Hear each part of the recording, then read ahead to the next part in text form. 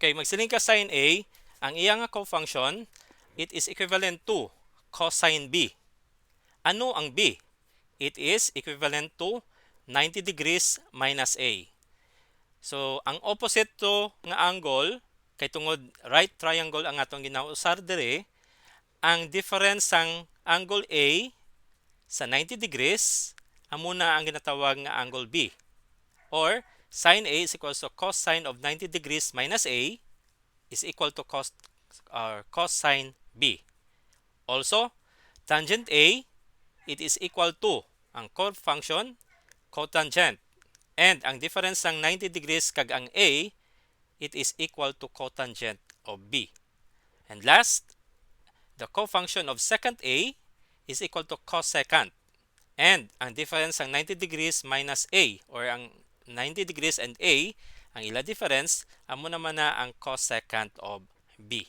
So just in case may ara tada nga given sa aton nga identities nga cosecant of 90 degrees minus the angle A, automatic it is cosecant B. So or sa problem may ara cosecant B, pwede mo na siya ma-change from cosecant B to secant A.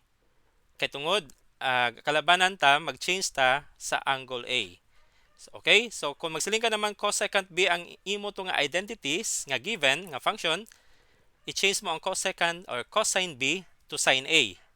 Cotangent B to tan A. And cosecant B to sin A. Next, we have adding and subtraction formulas. For sine, you add angle A and angle B or A plus B. And ang equivalent, it is sin A cosine A multiplication plus cosine A sin B. Or kung sa engineering pa, it is sin cos cosine. Sin cos cosine. Amula na ang shortcut and positive. While cosine of A plus B, it is cos cos sin sin or cosine A multiplied by cosine B minus sin A multiplied by sin B. And for sin A minus B, which is subtraction, it is also sin cos cosine except for the sign. Sin A multiplied by cosine B minus cosine A times sin B. And last, cosine of A minus B and subtraction. And using cos cos sin sin, katungod negative sign, instead of negative, positive. So cosine of A times cosine of B plus sin A times sin B. Okay, for your reference, pwede nyo gid ma-screenshot ang ining nga formula. So next nga slide, screenshot nyo man nga kay para at least may ara kamo sang hawid sa inyo subong and kung sa sunod ta nga quiz. Okay, so this is co-function relation and adding and subtraction formulas. For sin A plus B, it is sin cos cosine and it is plus sign. For cosine A plus B, it is cos cos sin sin and negative sign. For sin A minus B or subtraction, it is sin cos cosine pero same sign. While cosine of A minus B, it is cos cos plus sin sin. So amo na ang aton nga shortcut para sa aton nga adding and subtraction formulas. Next. Okay, we have double angle formulas. For sine 2A or twice of A, for our identities, it is 2 sine A cosine A. 2 sine A cosine A is the same as sine 2A. And for cosine 2A, it is cosine squared A minus sine squared A. Also, it is also equal to 2 cosine squared A minus 1 or 1 minus 2 sine squared A. And ang answer, it is cosine 2A. Kung may makitaan ka nga cosine squared A minus sine squared A, pwede mo ma-change into double angle. Or 2 cosine squared A minus 1, it is also cosine squared A. Or 1 minus 2 sine squared A, it is cosine 2a. And ang tangent formula, ang first, this is double angle for tangent. So tangent of 2a, the formula, it is 2 tangent a divide 1 minus tangent squared a.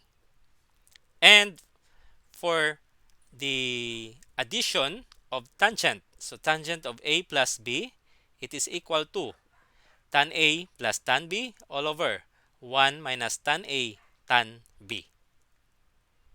And ang ato naman nga tangent of or subtraction for a minus b, change lang ang sign sa aton nga a plus b. So tan a minus tan b, i-divide from 1 plus tan a tangent b. So these are the formulas for double angle and for tangent. So equate mo lang ang aton nga given sa aton identities and i-change mo na if ever 2 tan a over 1 minus tan squared a, automatic it is tangent 2a. Or given ang tan a plus b, convert it to tan a plus tan b all over 1 minus tan a tan b. However, sa aton nga exam, hindi ta ka mo pagaan complicate nga problem. So basic lang kung ano to atong pangatag nga exam or quiz, amo man na siya ang approximately lapit-lapit da ang aton nga question. Okay, next. So screenshot para at least may ara ka mo daawid. Next, we have, kung may ara ta double angle, we have also half angle formulas. And magsiling ka half angle, it is 1/2 of the angle A.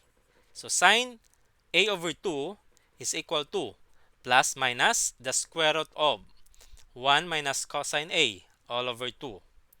And if it is cosine half angle or cosine A over 2, it is equal to plus minus square root of 1 plus cosine A all over 2.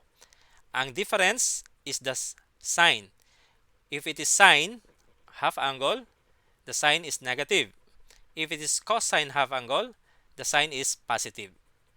And last, tangent A over 2, it is sine A all over 1 plus cosine A, or 1 over cosine A over sine A. So these are half angle formulas.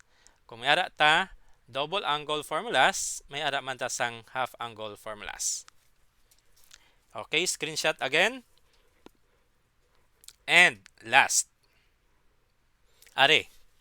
So amo na ni ang aton tanan nga remaining nga mga trigonometric identities. Ang iban to nga may ara pa iban, medyo list na siya, which means wala na sa may ginausar. So hindi ta na pag-intra. Ang aton niya is amo ni. However, ang aton subong nga mga formulas nga gindugang, ang chances diri ta na usaron sa aton nga the unit circle. Okay, so we have 360 degrees, 0 degree, 90, 180, 270, and balik, that's 360 degrees or 2 pi. So 0 degree is 0 pi, and 90 degrees is pi over 2, 180 degrees is pi, and 270 degrees is 3 over 2 pi, or equivalent to 270 degrees. Okay. Ari ang basic nga usual nga mga angles nga ara sa aton nga unit circle. First, we have 30 degrees and it is equivalent to pi over 6 ang iya nga equivalent. So that's 1/6 of pi. That's 30 degrees. And kung nakita nyo ang ari nga data, square root of 3 over 2, 1 over 2. Okay. Insindihon. Square root of 2 over 2, ang first nga value, it is in terms of, sa aton, this is in terms of cosine. While 1/2, it is in terms of sine. Okay, diin ang cosine and diin ang sine. Because this is 30 degrees, opposite side, which means the height from pi over 6, the point sa aton circle, pakadto sa aton nga horizontal line, the height is 1/2. That's sine. And the adjacent, which is below the angle, that's square root of 3 over 2. Okay? I repeat, ang pi over 6 is also 30 degrees. And we have two values nga ara na, nasolve na. Ang square root of 3 over 2 is the horizontal line. And the vertical line is the sine value. So sine A or sine 30 degrees is 1/2. Cosine of 30 degrees is square root of 3 over 2.